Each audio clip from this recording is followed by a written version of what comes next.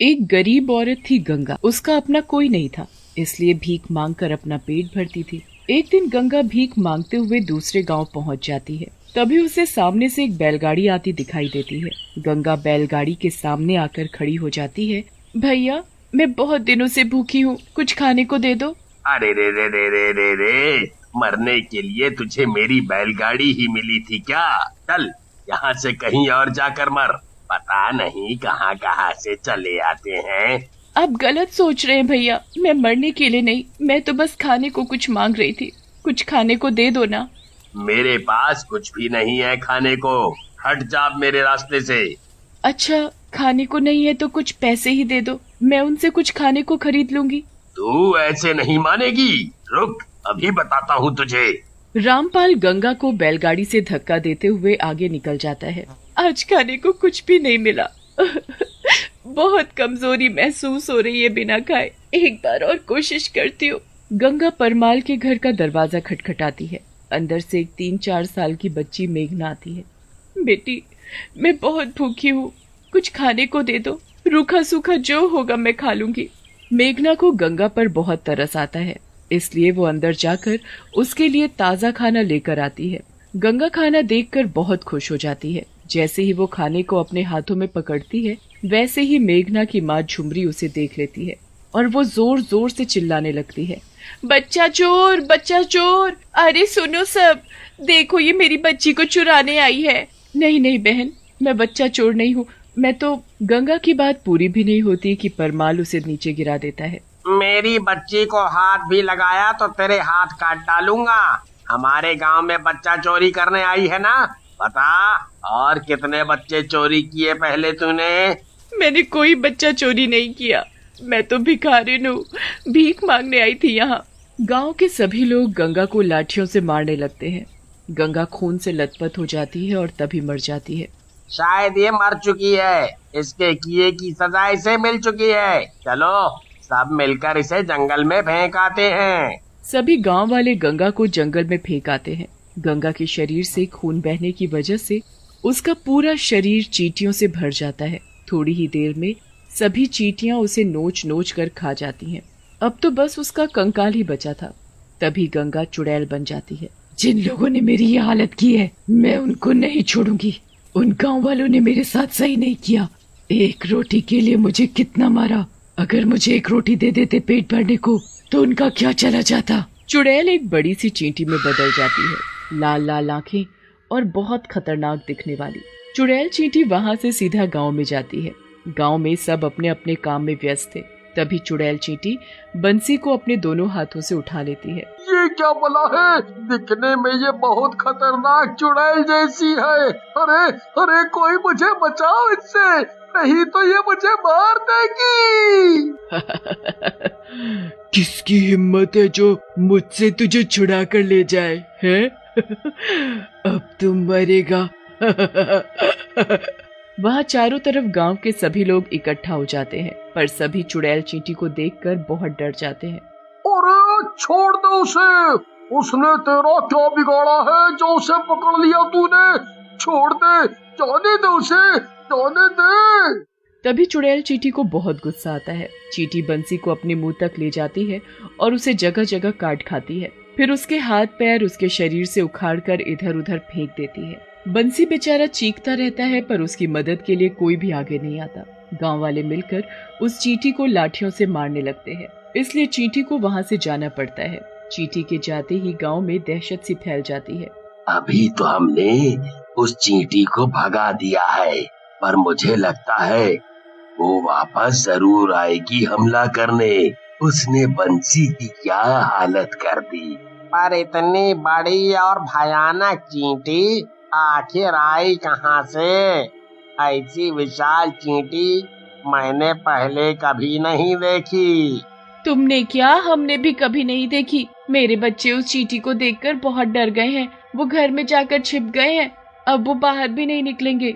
बंसी के शरीर के सभी टुकड़े उठाकर उसके परिवार वाले उसका अंतिम संस्कार तो कर देते हैं, पर अगले दिन वो चुड़ैल चींटी फिर से गांव में घुसकर हमला कर देती है। मैं वापस आ गई हूँ।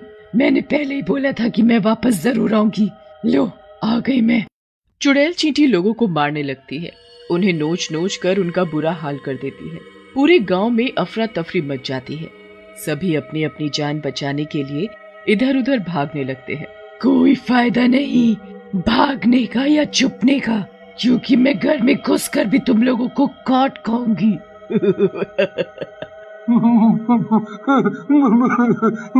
मैं तुम्हारे सामने हाथ जोड़ता हूँ, मुझे छोड़ दो। मेरे छोटे छोटे बच्चे हैं, अगर मुझे कुछ हो गया तो उनका क्या होगा?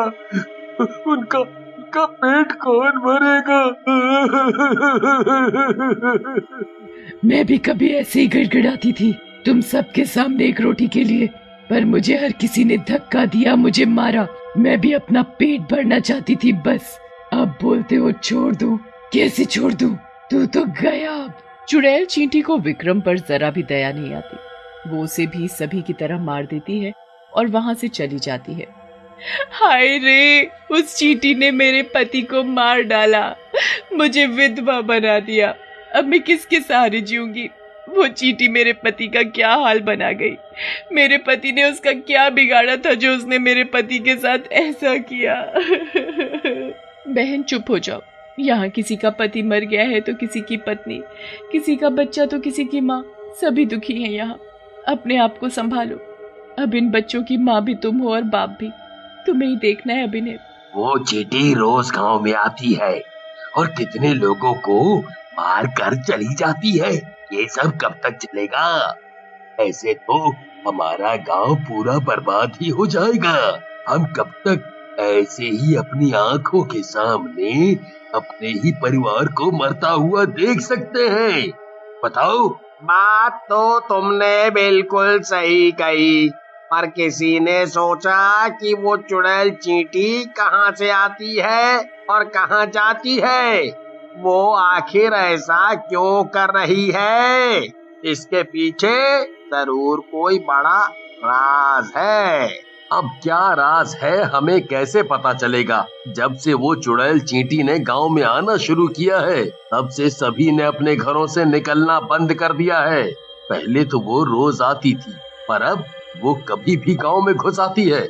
ऐसे राज का पता लगाएं भी तो कैसे लगाएं? तभी जयप्रकाश भागता हुआ वहां आता है। क्या हुआ जयप्रकाश भाई, इतने डरे हुए क्यों दिख रहे हो? और तुम भागते हुए क्यों आ रहे थे? क्या बात है, बताओ।